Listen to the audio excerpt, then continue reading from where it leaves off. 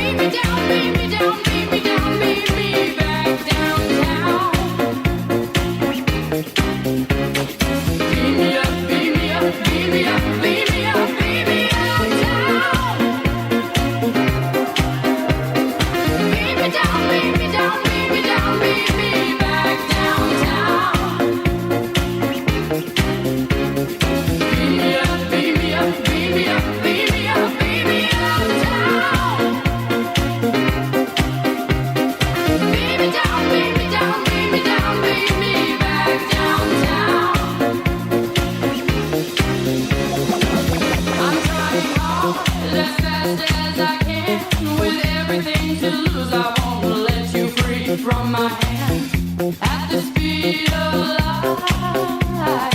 Beam me back to you. Beam me up, beam me up, beam me up, beam me up, beam me up, down. Beam me down, beam me down, beam me down, beam me back down. Hello and welcome to Snacky Tunes. I am one half your host, Greg Bresnitz. We are sitting in beautiful Mexico City with Gabriela Cámara in her brand new event space, which is absolutely stunning. Yes. We had a wonderful lunch, epic lunch here yesterday with Danny Bowen, Chad from 13, Angela, who was amazing with a broken arm or whatever that is. Amazing. She's amazing. And David Tanis. And David Tanis too, who was just around. Just around. Which seems to be the vibe from Mexico City, that people are just around. It's become such a place to be, especially for people from New York specifically, but from everywhere in the world. It's always been a city that attracts many expats. But I really think that New Yorkers find something that they sort of miss from New York. And Mexico City is a great place to be. I have to agree. As a 12-plus year New Yorker, I come down here and it feels like the pages from Please Kill Me, where you can just live and be creative. We've been to so many people's houses who are just recording studios, but they don't have 4 people sleeping there, and everything is reasonably priced, and you're going to have a good cost of living, and it's really wild and kind of dangerous, but everything is really cool. And I totally agree with you. I was out yesterday after the lunch and thinking, this is what New York, this is why people lament the loss of New York. Yeah, there's like this edge. Which me, having lived in Mexico City for so long, I've always been very involved with people from outside. And Mexico City has always drawn people from everywhere. I mean, it's a huge cosmopolite. Do you say cosmopolitan city? Yes. And anyways, and it's always attracted many people, but the city has gone through periods of more, say, safety and stability in terms of how you could go around and drive around and walk around. Now it's going again through I think it's a rough period is coming. So I'm sorry because it's sort of in the midst of everybody wanting to come. So anyways, people will always find a way. Yes. Things with a little bit of danger are a lot more fun. Yes, and it is great to have all these people just wanting to come here. It's wonderful.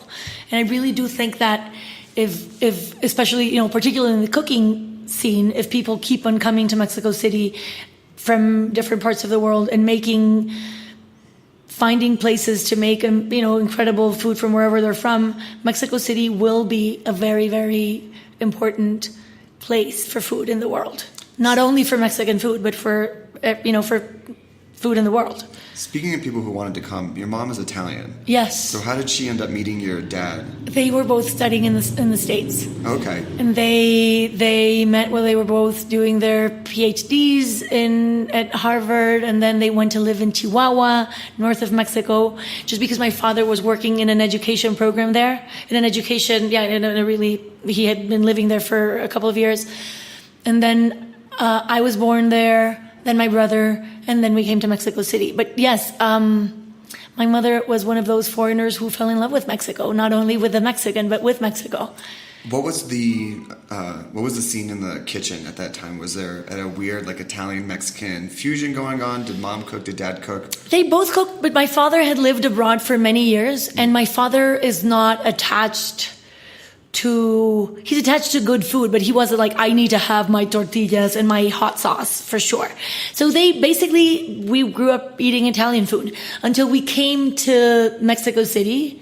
We always had things from wherever we were. In Chihuahua, I remember, and in Mexico, you always have, you have the advantage of having ladies that cook and that live in the house or come to the house and work in a house. And my mother always, worked, and my parents were both academics, so we always had, somebody who would help around the house.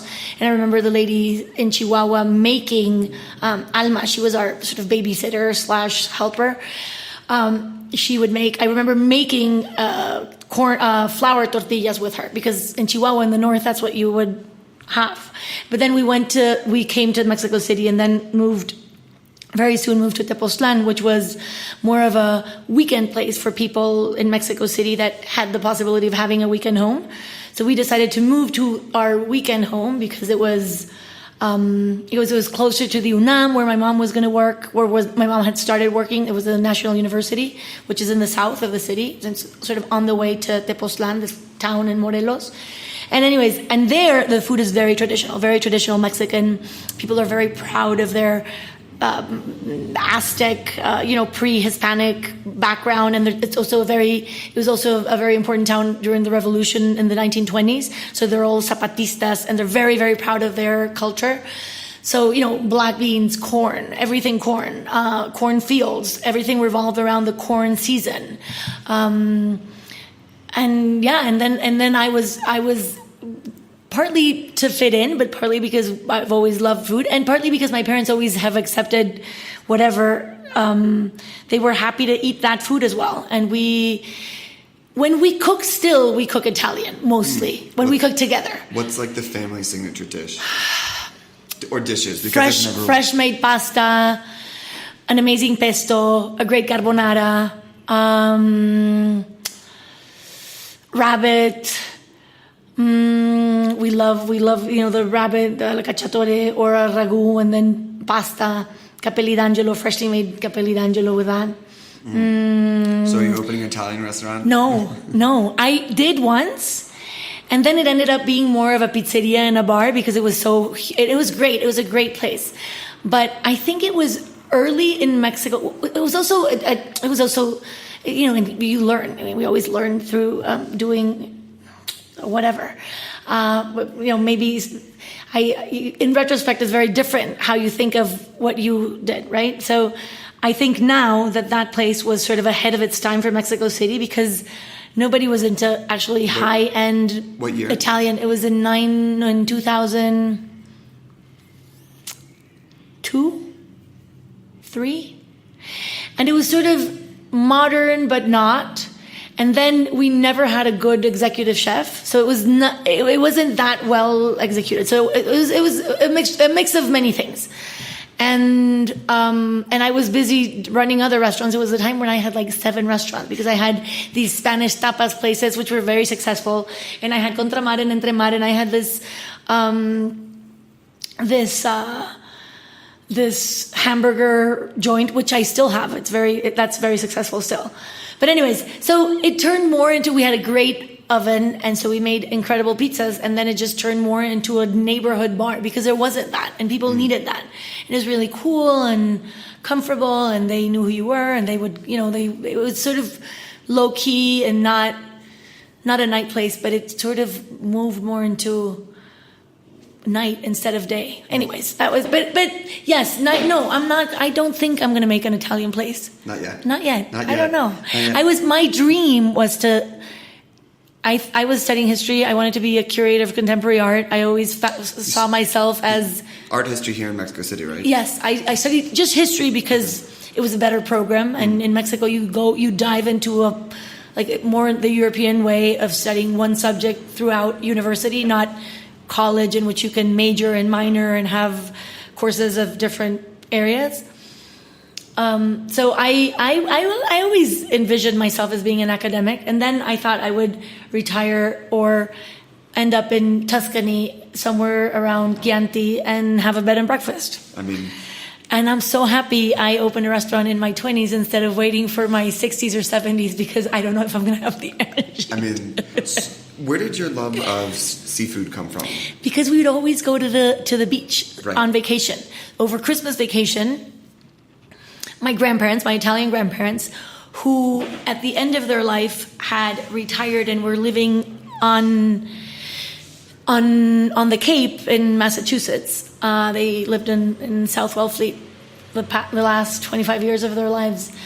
And they would always, even before that, they would always come to Mexico City for winter, and we would go to the beach for, a long winter vacation. Winter, not winter, on the beach. And they love the ocean. My grandfather loved to go fishing. My father also. So we would always go fishing and then cook what we had caught. And it was always served with black beans and fresh made tortillas and maybe a red rice or something simple. And either it was, you deep fry a part of the fish, you make ceviche with the other part, you make the pescado a la talla with the other, with the like nicer ones. And I learned to appreciate, or I've always loved food, always. And everybody in my family has, always. And then food has been very important, and everything revolves around food.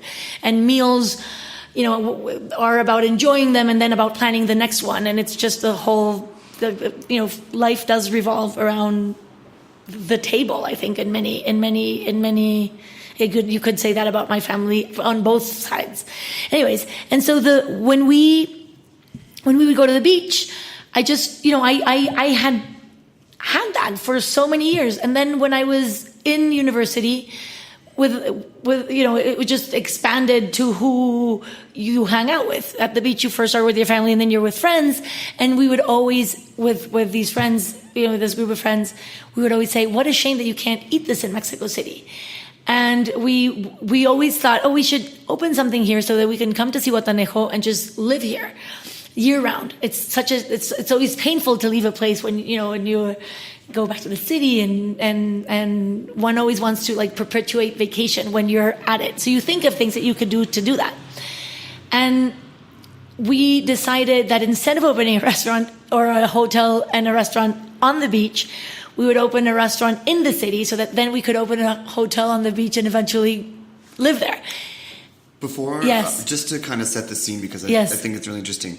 What was the current state of seafood? I was going to go there. Yeah. I was going to go there. And this is 1997, 98. Yes. So when we were thinking about that, it was like we started thinking about that because it was very interesting that, first of all, there was no like fresh seafood, really high quality seafood place. You could either eat seafood in stands at the market, or you could eat seafood in fancy restaurants. And it was never that, it was the 90s. In the 90s, nobody was really in high-end dining. People were more into sophistication of technique and maybe exotic ingredients like, the sardines from Spain, even if they were frozen, or, mussels from New Zealand, or foie gras from Canada, or France, or, oysters from Canada. From France.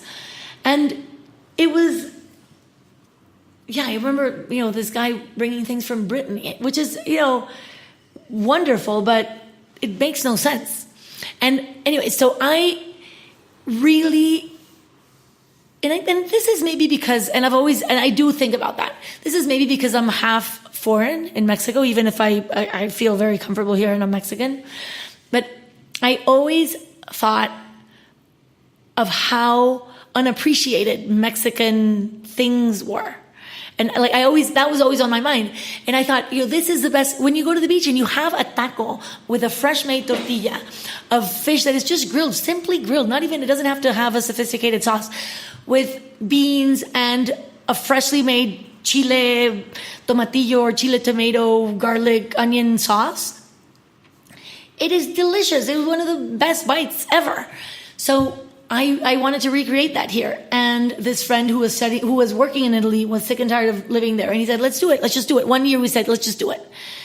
And we started looking for a space, and we opened Contramar in 1998. And it was a really totally crazy and off thing. None of us had real experience in restaurants. One of the partners had a coffee place and had a little restaurant, but he wasn't even working here. He just was sort of the business guy pushing us to do it, and he always said, you're going to be great at this. You have no idea, but this is going to be you're going to be a really good restaurant person. And I found the scene in Mexico City to be lacking something informal and high quality. And was it met with skepticism that you were bringing fresh fish and fresh ingredients? Did people even get it, what you were doing in the beginning? No, I think they just appreciated the quality. And also they appreciate that our menu was so unpretentious that we had, we just had fish and shrimp and octopus because that's what we could get here at the market. And we go to the market every morning at 4 a.m. and we found, the freshest fish that we could find. And we were a bunch of blonde kids in Mexico City, which is sort of ironic because there's this class thing and people working or hard workers usually are not blonde and European looking. And so it was interesting because people got a kick out of that. And it had many reactions and it was interesting as a sociological project. But regardless of that, we did get really fresh fish because we also found the reason we decided to do this was that we found that most of the fish, Mexico is such a centralized country and Mexico City is so much the center of everything that fish comes to Mexico City and then is redistributed, which is a total irony. So would you be just waiting at the airport for the planes to come in? And at La Viga, people with cars, with trucks, people would bring, La Viga is a big fish market, and they would bring, their trucks loaded with fish that they had fished the night before. How long did it take for you to find your trusted suppliers? And they understood, Gabby gets first pick, Gabby gets to come, that comes with the power of acquisition. Like when you're buying interesting quantities from them, then they start really paying attention to you. And how long did that take? It didn't take that long. And it didn't, fortunately. And then, we changed, and then we had many purveyors, and we still do. And now it keeps on changing. I mean, it doesn't keep on changing. I have, we have come to work with incredibly reliable teams of people, but we are still, for example, last year or this past year, we have found an extraordinary fisherman who does everything himself and is really into sustainable fishing. And he's actually one of the only people who fishes sustainably. Like really doesn't take clams with a net. Really dives for each one and has and you can see in the quality in Contramar. It's really interesting because in 98 it was top quality. But if you could go back in time and have that food now, I think you would find it not bad because it was always well seasoned, but lame. Now we have like the most extraordinary clams that you could find in the country. Because there's a market for it. Because there's a market for it, and people trust us and want to sell to us, and people know that selling to us is a warranty of selling to other restaurants. And if we buy it, it's good quality. So it's like it's a very virtuous circle. It's a very they want to sell to us because we're an important market for them to have. And so many people, like other chefs, call me like, "Are you really buying from these guys?" Because they're telling me that they're buying that you're buying from them. And sometimes it's true, and sometimes it isn't, because they know it's a place in which I am obsessed with quality and sustainability of things, of ingredients. So I know it's a footprint to bring things from Baja California or from Campeche, but Mexico City is centralized. Like people are already flying in and driving in. But within this big country, I've never wanted, things from Alaska or things from Chile or salmon from Norway. It's always been the most local possible. We're going to take a quick musical break. Yes. We're going to come back and talk about your expansion. Yes. The new restaurant, Okay. staffing, and all other things in your world. Okay. We're going to play a quick song from the archive, and then we'll be right back here on Snacky Tunes.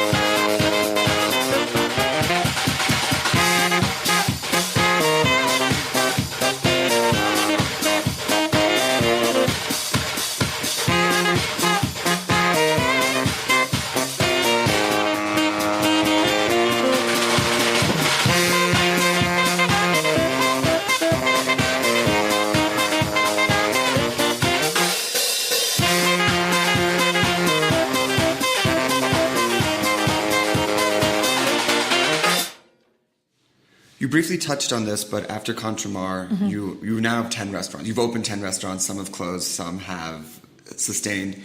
How soon after Contramar did you start expanding, and what was the process in that? It was really organic, unplanned. Still to this moment, it's unplanned. I am trying to now sort of organize my my professional life in terms of having a more planned out version of what I would like to do in the future, because it sort of happens and all these opportunities come up. And I was talking with these friends yesterday. Since I opened Contramar, every day or every week at least, I've had incredible opportunities of doing more things, because I found that I was good at this. I found that I thrive between people and food and the staff and it's a little ecosystem which I have really, I don't know, I think I was born to do this, but I didn't know it, of course, until I did it. So anyways, right after we opened Contramar, these very good customers would come every weekend. Begged, or not begged, but really were insistent on the possibility of taking over a restaurant that they had in Polanco that had been different things, never worked, and they had the space, they had invested a ton of money, and it belonged to them, and they really wanted something that would work there. So a year after we opened Contramar, maybe a year and a half, we opened Entremar. We said, okay, let's do this. And it was a stupid deal, but it works, and it still works, and it's still very successful, because it was like, okay, we will put our concept into your place. We'll name it different so that it's not the same. And you have 50% of it just because you're the owners. And that's how it went. I mean, we would have never had another restaurant, so it was good to do that. But we had very poor notions of how to do business, I guess. But it's worked. It's worked. Entremar is very successful. It's in a city which is in a part of the town which is more sort of poshy or high end. And it's in front of a park, and it's beautiful. And we have the same menu as in Contramar. We have a few different things, but it's always catered to a different public, and it's been good. And we've gone through ups and downs. And recently, I've just put my foot down and said, okay, if we're going to have Entremar with this sort of same menu as Contramar, we're going to have the exact same things. We're going to have the exact same purveyors. They can't decide, because it was also like different administrations for a certain time, and for a certain period. But since 4 or 5 years ago, I've really put my foot down, and it's been so much better. Now we use exactly the same purveyors, we use exactly the same, follow the same recipes, have much more of an exchange between the cooks from here and there, the servers from here and there, and it's sort of the same type of place. And then, so that happened really soon and really unexpectedly, and it required no investment or no further planning except for staffing.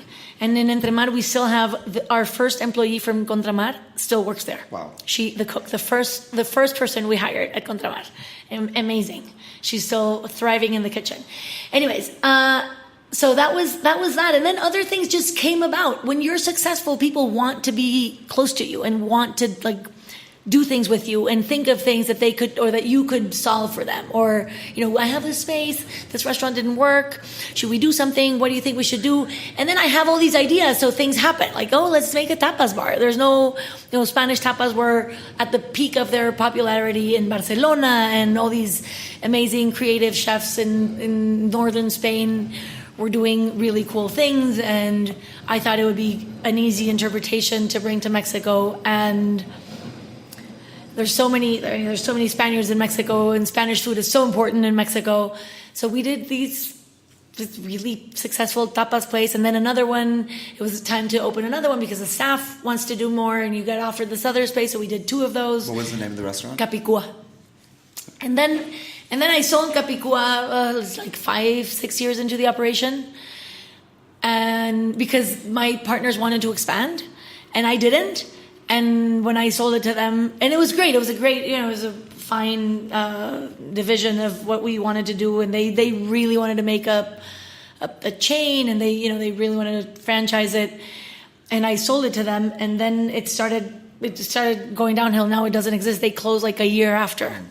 anyways, I was sorry to see because it was a great thing. It was a really, really, really great concept. It was fun. People would eat, drink, small bites. Very, very contemporary, very much like something that would work now. Because I do think that one of the really good things that Contramar had was that it was very much like in its time, or it offered something that people didn't know they want, but was more and more accepted and people enjoyed, which is eating together and sharing plates and having small plates to try bits and pieces of different things.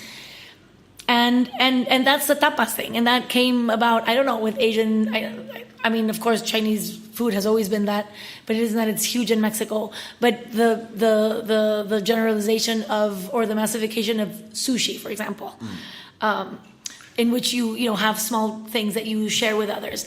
I think the way in which we eat has really evolved. And in Mexico City, and now with social media, you have access to everything immediately. So Mexico City has always, like at that time, I think when we opened Contramar, it was sort of not up to date with what you could find in Europe or in different parts of Asia where people were eating amazingly well. In Mexico, it was more either traditional or Spanish formal, but I think in Mexico, these past 20 years, we've really come to feel very comfortable with doing our own version with Mexican ingredients of that, for example, because Spanish tapas bar.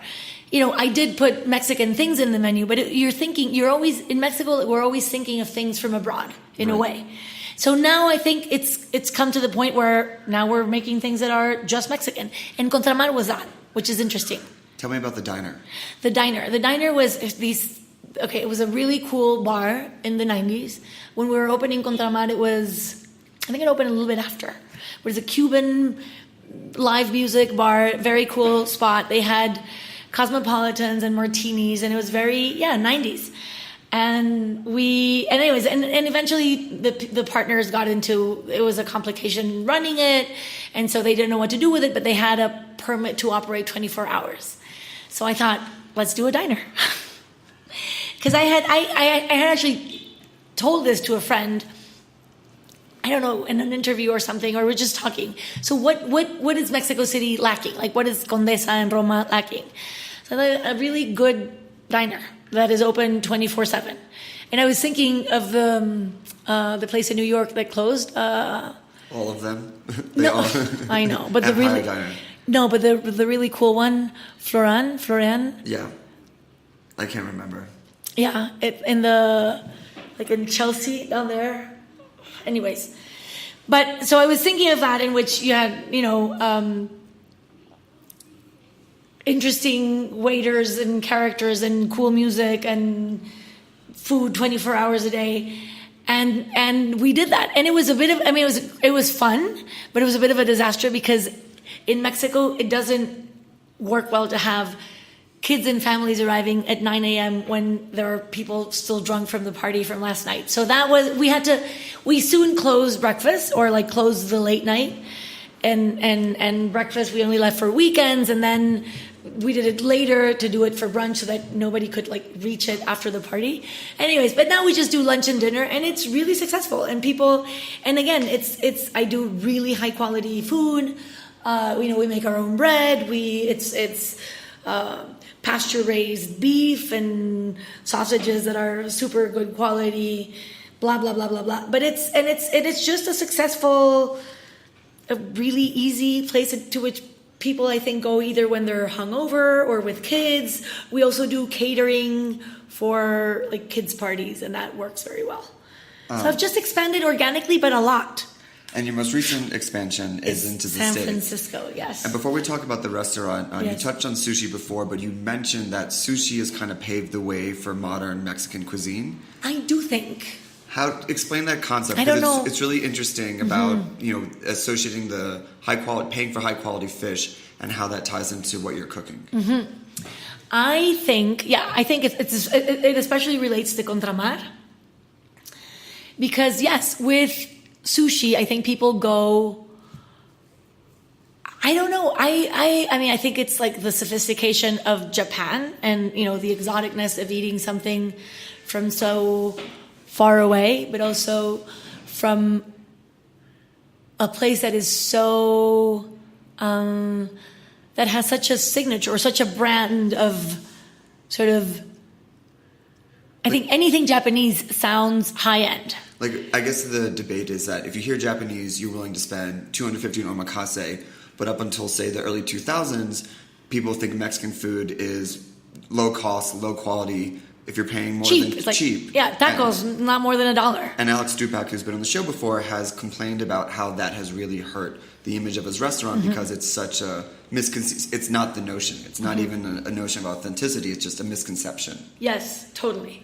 But the thing is that, and I do think that, but even in Mexico, I think in Mexico, traditional cooks were very conscious of how Mexican food was extraordinary, and it's one of the more sophisticated cuisines in the world because of its complexity and its diversity and its very distinct ingredients. But in a general conception, Mexican food was cheap and easy and fast outside of Mexico. So I do think that even for us in Mexico, the idea of having more exposure to different cuisines, Japanese cuisine particularly, I haven't really thought about this very much, but I do know that Japanese cuisine made it possible for Mexicans to feel modern in a way, and for to feel that, like if you're eating raw fish in that way, and wasabi and ingredients which, and seaweed, there was a sophistication that, it implied being worldly or more cosmopolitan or I don't know what.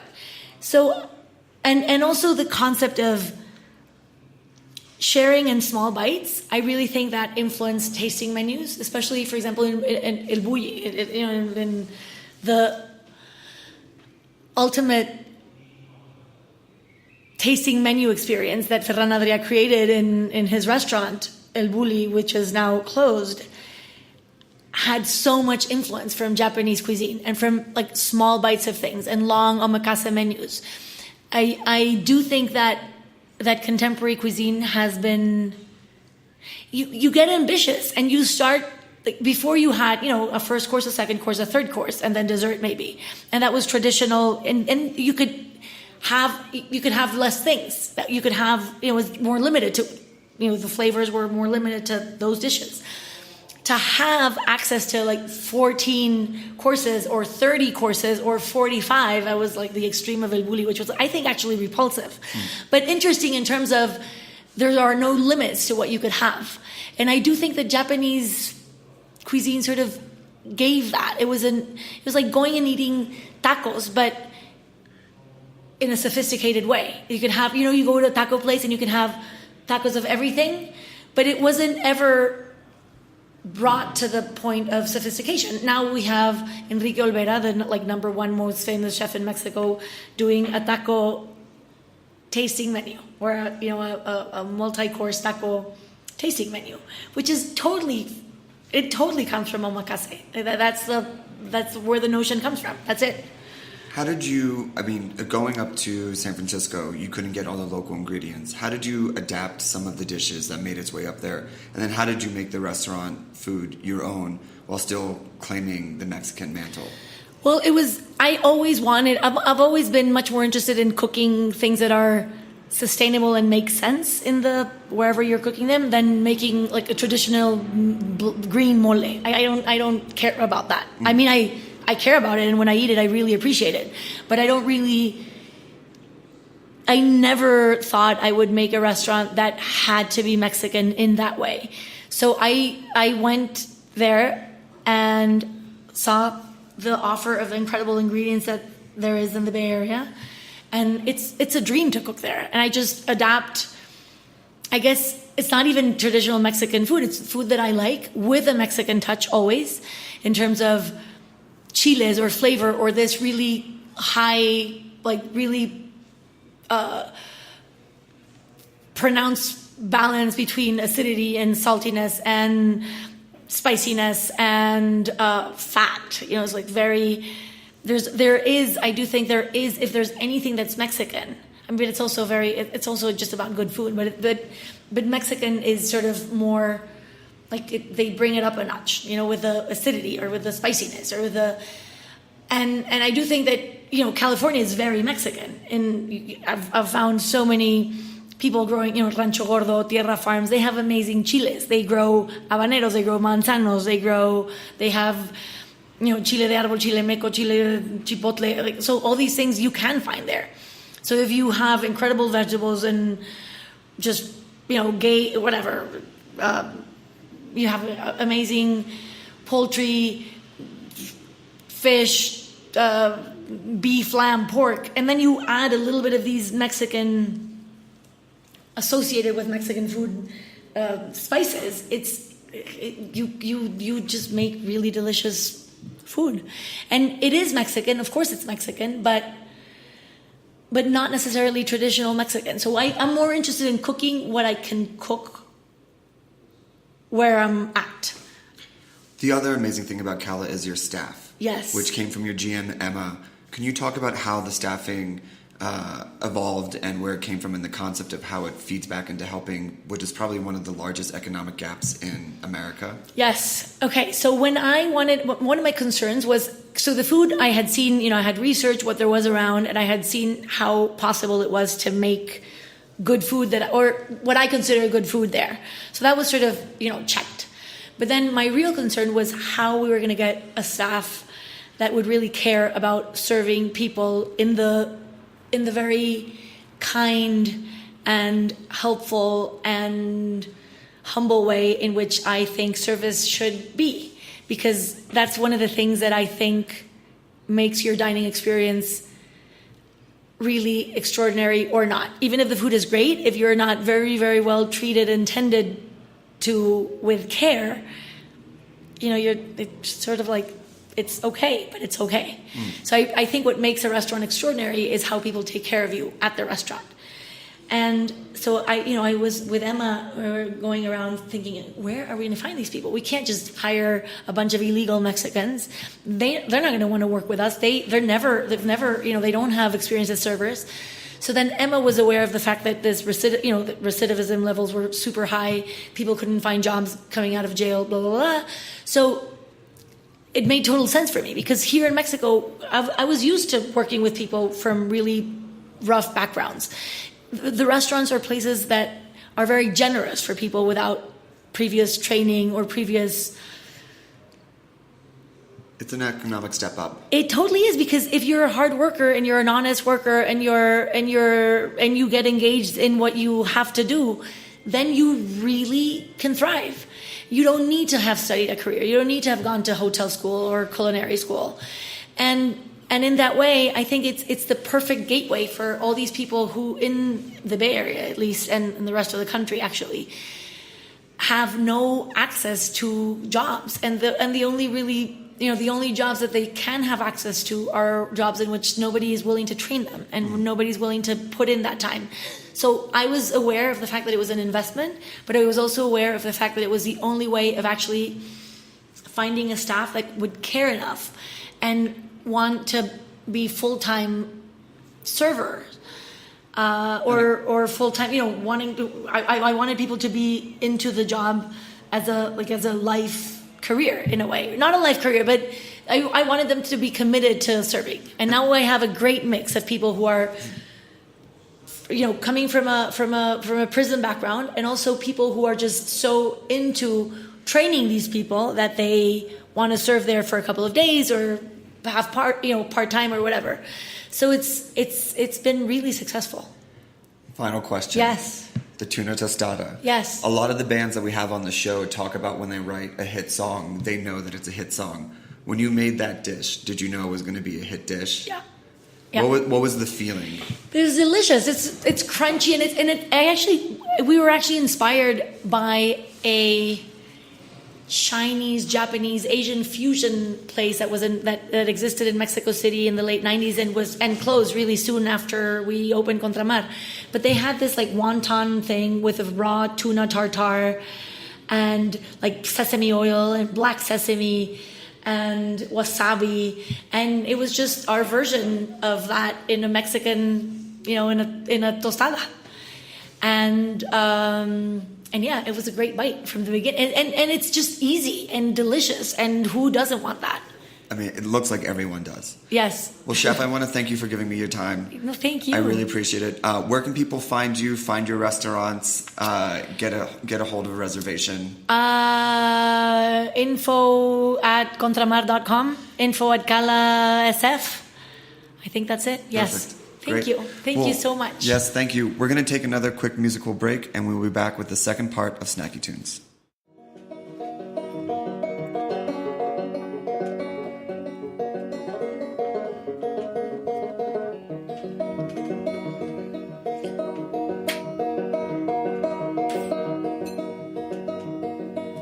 What do you get when you fall? It's blood on my gun, I was the first to draw. And how can you think you're above the law? Flick of my wrist, your back's against the wall. Well, I left my baby in my hometown, had to drive before I drowned my misery. Oh, misery, our misery, my misery.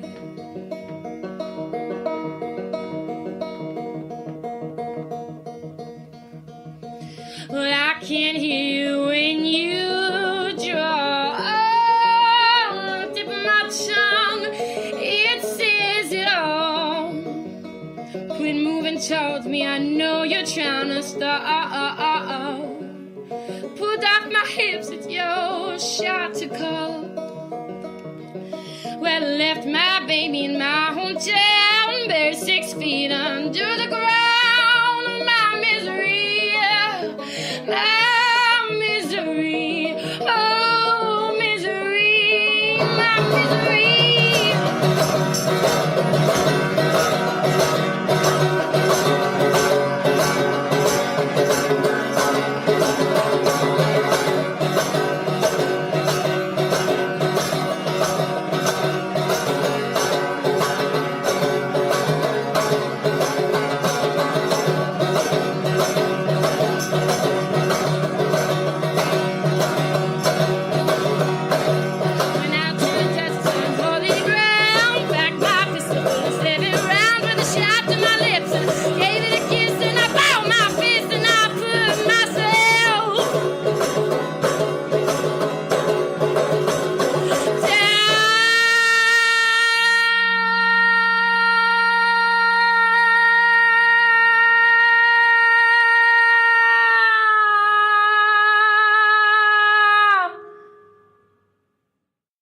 Hi, it's Jameson Fink, Senior Digital Editor for Wine Enthusiast magazine. I'm enjoying some time on my stoop outside my apartment, so naturally I'm thinking about rosé. I've been drinking rosé since pretty much the Stone Age, and if maybe even 5 years ago, you would have told me that there'd be not one, but 2 books about rosé, completely about rosé. I would be flabbergasted and I would be skeptical, but it's 2017 and I'm holding in my hand 2 books about rosé. So I want to tell you about them for a little bit.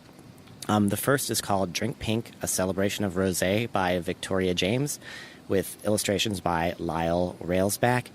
It's a slender, charming volume with great illustrations, and it's a wonderful introduction to the world of rosé. I think if you're getting a wine book, your first wine book shouldn't be something that's like a tome that's like, 1,000 pages long with, a ton of print, and it's intimidating. This is a wonderful, this book, you can hold it in one hand and drink rosé out of the other hand. It's perfect for that.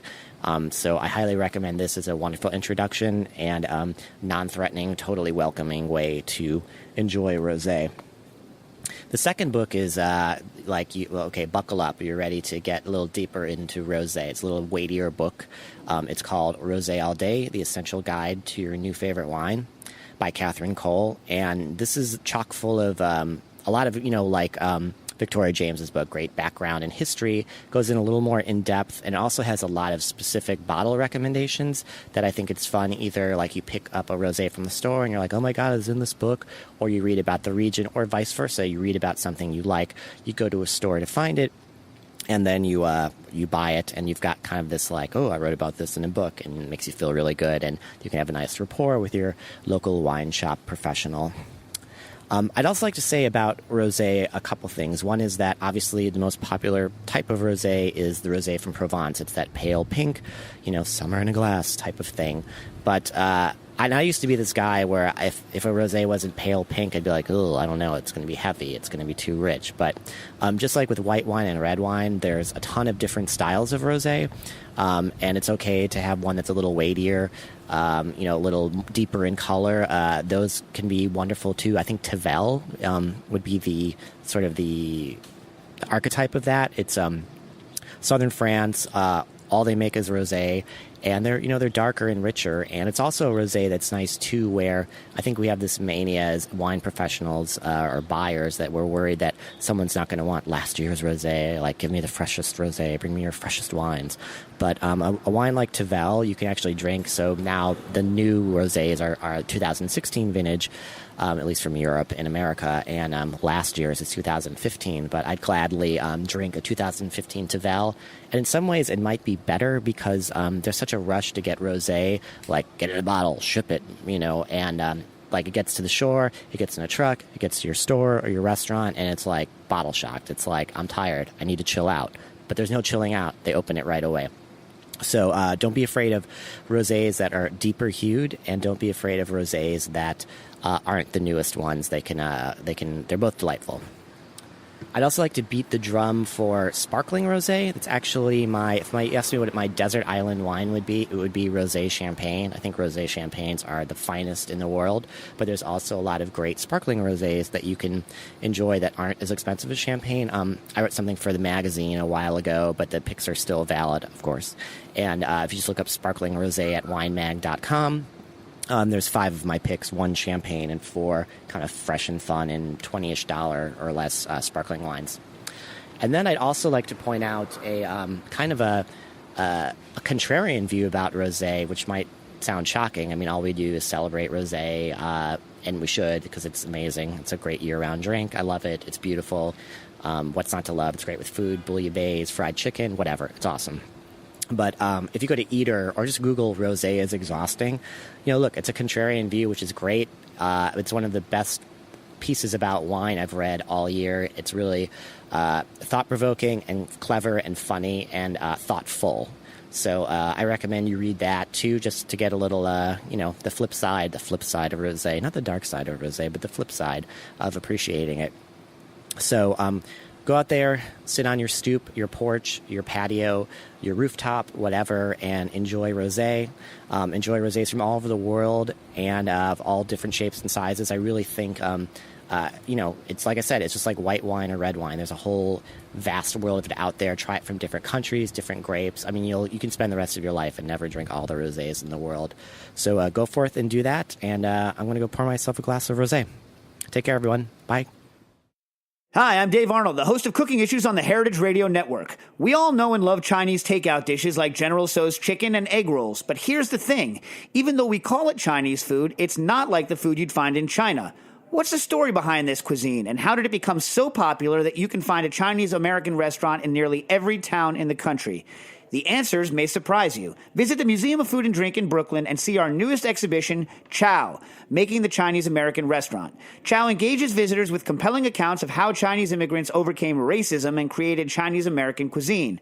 Discover the science behind the flavors of your favorite takeout dishes, feast on rotating tastings developed by the country's most talented Chinese-American chefs, and try your hand at writing your own fortune, which will be baked into actual cookies by a 1,500-pound fortune cookie machine. What better way to learn, connect, and eat? You can visit Chow at the Museum of Food and Drink on Fridays through Sundays from noon to 6. Tickets and more information can be found at mofad.org.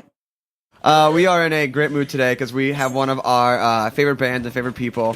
Favorite bands.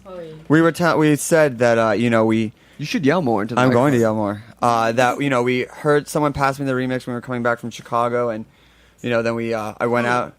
Someone? Let's sue them. Yeah, let's sue them. I have this friend. His name's the Internet. Yeah, it's called the Internet. Let's just say it got passed to me, and then I hunted down Jacques, and I was like, "You're awesome. You should come on our radio show," and he was on last week. Yeah, it was on last week, and he was awesome, and he's great. Dude, Jacques is amazing. Jacques is he's like, oh yeah, I'm going over to Ibiza to play Space. I was like, yeah, you are, dude. I was like, that's awesome. And then we were like, well, you know, if we have Jacques, we should really actually have the people that created the song as well, not just remixers. So we would like to welcome Midnight Magic to Snacky Tunes. Thank you. Really excited to see you guys. Do you guys want to go? You guys want to go around the room, or do we need to do the names? You guys want to do that? Yeah. All right. Just say names and who you are, and I'll turn that microphone over this way. All right. Why don't you guys start? Oh. Ooh, All right. I'll start. Okay. My name's Tiffany Roth, and I'm Sagittarius. Sorry. Thomas. Sorry. I sing in the band. I'm proud of that. Okay. My name's Andrew Raposo, and I'm bass player and typical Pisces. Such typical Pisces. My name's Morgan, and I'm a lovely Libra. And I play keyboards and mouth percussion. No, just keyboards. Wow. It's true, though. My name's Andrew Frawley. I am a Taurus. Ooh. Yeah, And I hit things. you mess with the bull, you get the horns. You know what I My mean? name is Gaito Sanchez. I'm Cancer. Play guitar, percussions, and sometimes drums. That's true. Truth. And Nick, I don't know. I'm Nick Roseborough. I'm one of many horn players. And I'm a Leo, but not your average Leo. Ooh. Good thing. And just to know the accompanying laughs that we have Sarah Hooper from Jelly NYC. We'd like to give a big congratulations for the final pool party. It celebrated its 5-year anniversary with such acts like DMC, Andrew WK, Tim from Les Savvy Fab, Gucci Man played last night. It was great, and we have Maggie Horn here as well, who you remember from our telephone episode, which you can find on our podcast through iTunes. So, so Magic. Yeah, just give us a let's get this quick let's do a and dirty. song. Let's do a song, and then Wanna we'll do a song? Yeah, let's do a song, and then we'll come back and we'll get a little history. I just want to say before we start, I want to shout this out to Carter Yasutaki and Jason Disu and Max Goldman, who are not with us today. And it's probably for the best because it is super tight. It is really tight in here. And you guys would have had to share this delicious pizza with them. I So, know, all right. So here we go. While I get set up, Midnight Magic live on Snacky Tunes, Heritage Radio Network. Thanks to Jack Inslee and RecTech for rocking the show, and Roberta's for delicious food. We ready to do this, guys? What's the first one gonna be? This is called Drop Me a Line. Drop me a line. You guys got it. Oh, we do? Yeah.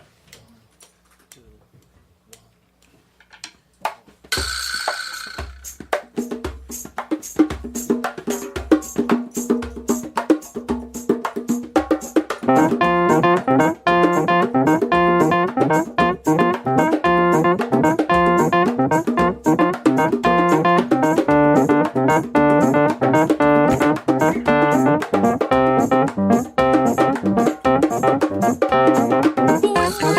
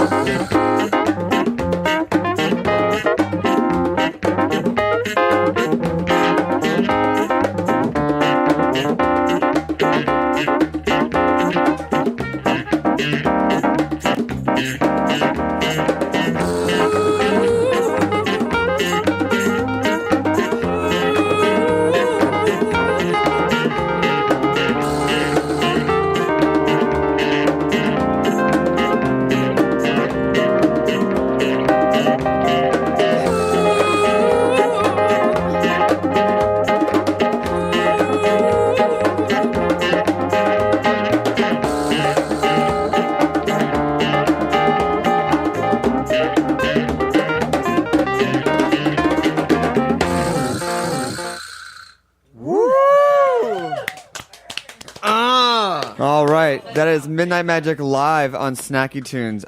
Thank you, amazing. So why don't you come sit down on next to us and That sounds better when it's fueled by pizza, doesn't it?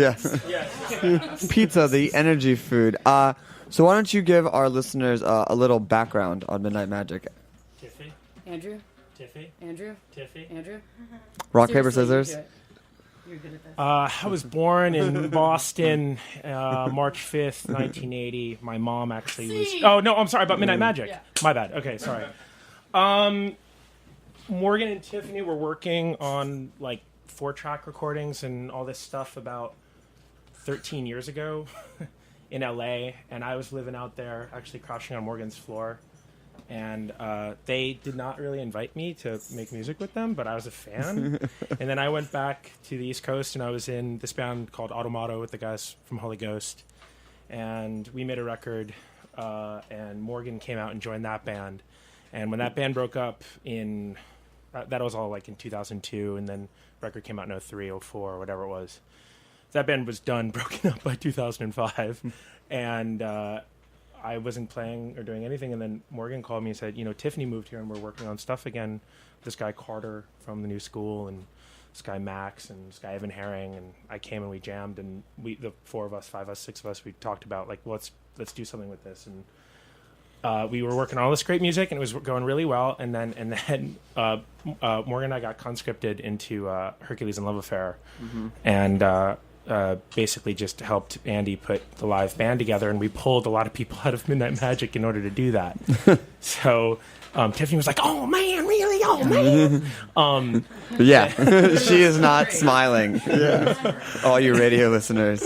And then at the end of the album cycle for the first record, Andy wanted to go off do his thing. We wanted to go off do our thing, and we got working on our first release. Actually finishing it, getting the Jacques remix, getting Gavin's remix, getting Goldsworthy, who I call the J.D. Salinger of dance music, to do a remix. And Permanent, I don't know, they kind of came out of nowhere, and they're like, let's do this. And we're like, okay.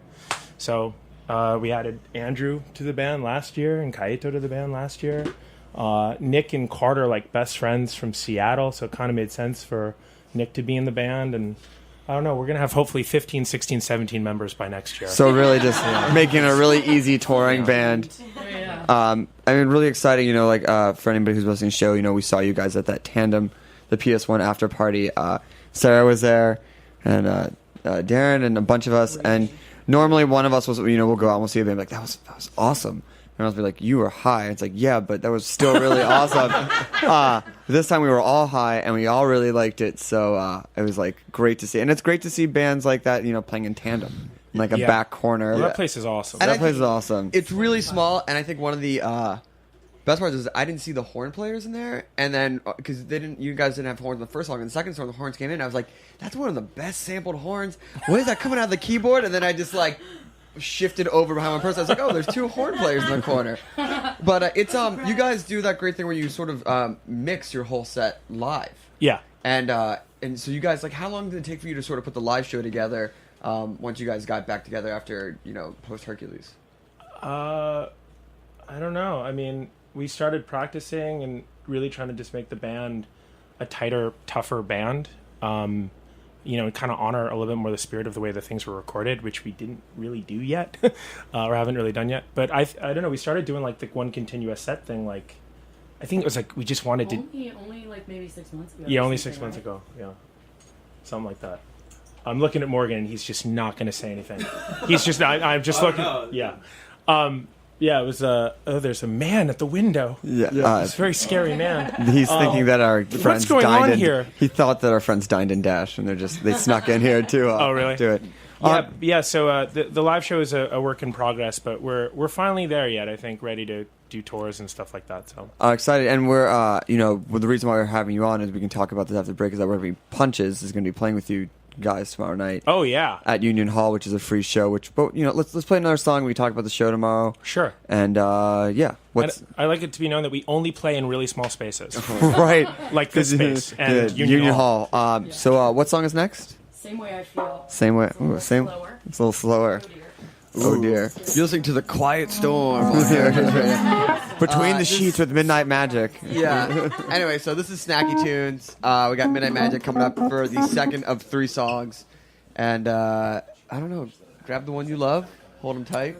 You are terrible at this. You're saying a year you've been doing this? Terribly awesome. Terribly awesome. Little banter. Once again, Midnight Magic. You guys got the end. All right, ready? Yep. Get to it. Let's do it.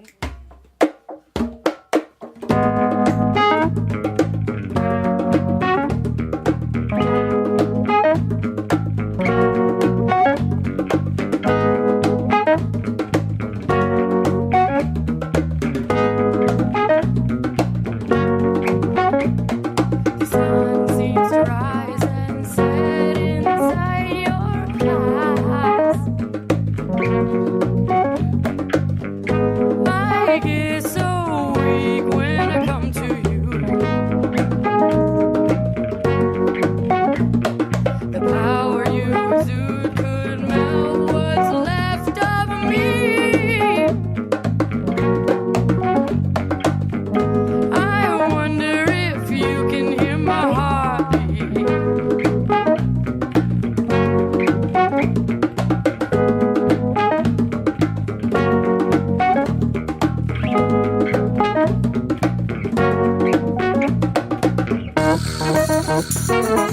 Tell me you feel the same way I feel. Tell me you feel the same way I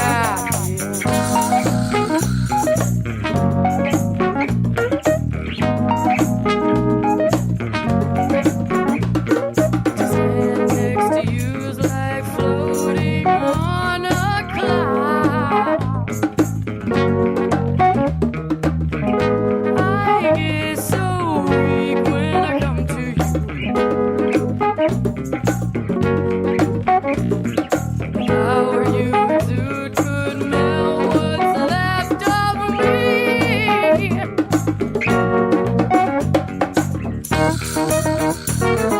Tell me you feel the same way I feel. Tell me you feel the same way I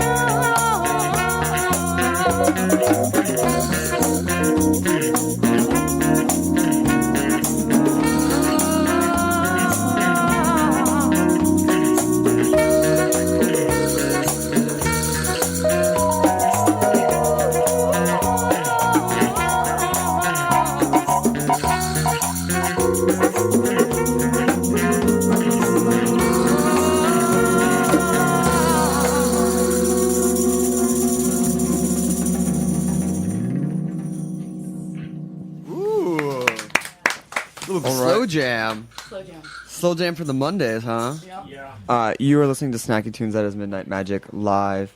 You can sit wherever you like. I got the amp. Oh, have a seat. So let's talk about a little bit about the name Midnight Magic. Where does it come from? What to represent?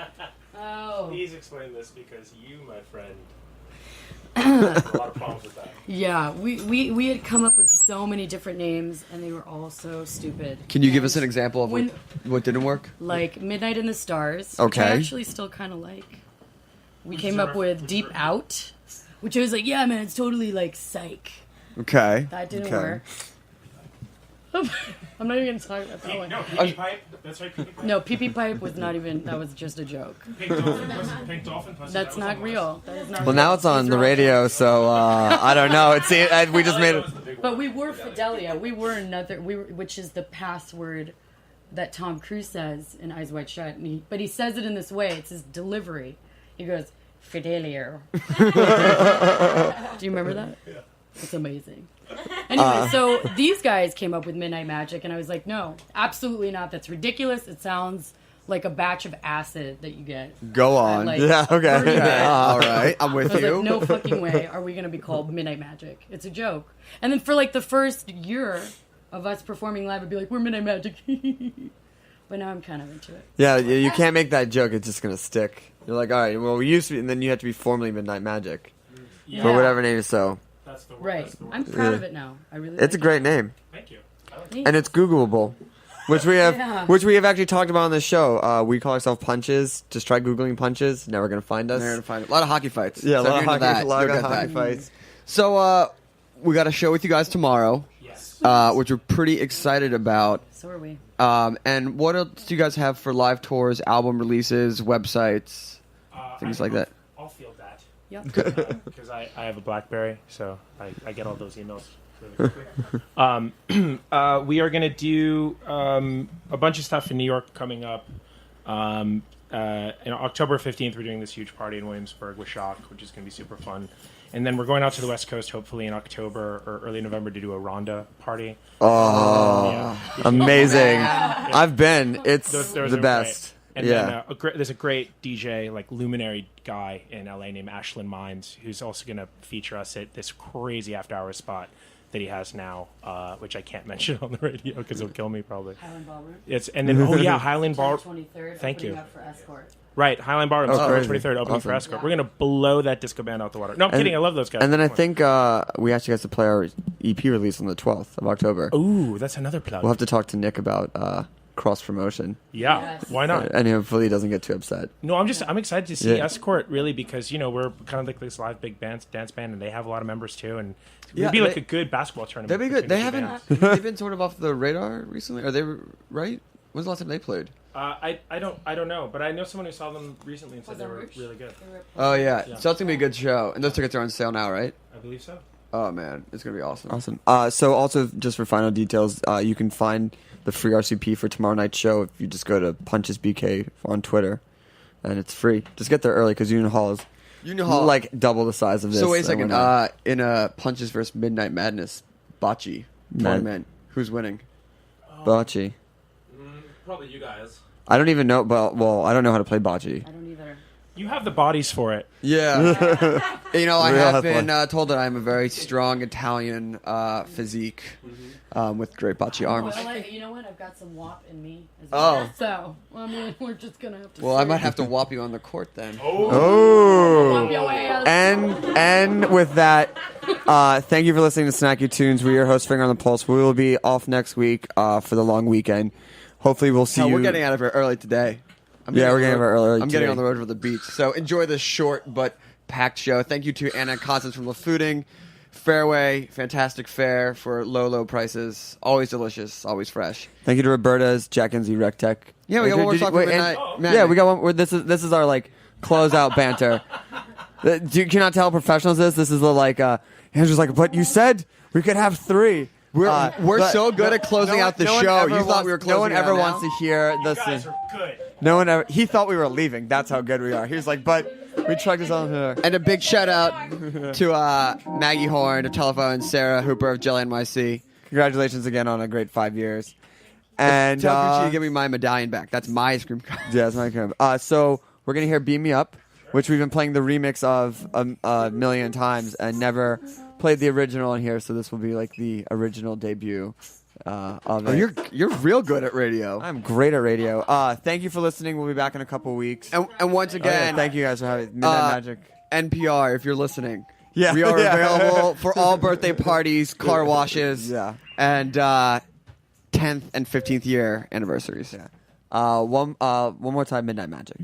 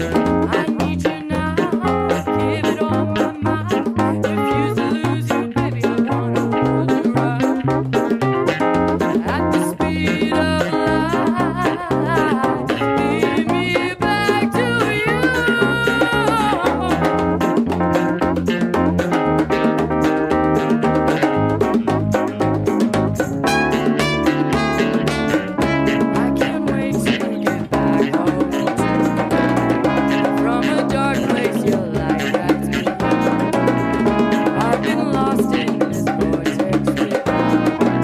In a black hole, I can't break free.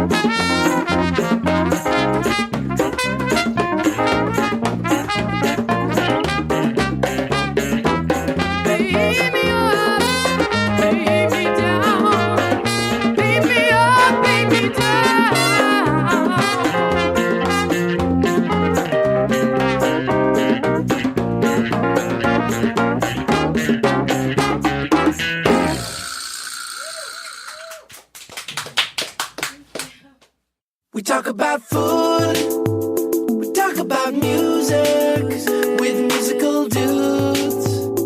Finger on the pulse, snacky tunes. Thanks for listening to Heritage Radio Network, food radio supported by you. For our freshest content and to hear about exclusive events, subscribe to our newsletter.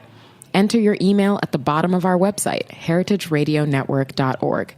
Connect with us on Facebook, Instagram, and Twitter at heritage_radio. Heritage Radio Network is a nonprofit organization driving conversations to make the world a better, fairer, more delicious place. And we couldn't do it without support from listeners like you. Want to be a part of the food world's most innovative community? Rate the shows you like, tell your friends, and please join our community by becoming a member. Just click on the beating heart at the top right of our homepage. Thanks for listening.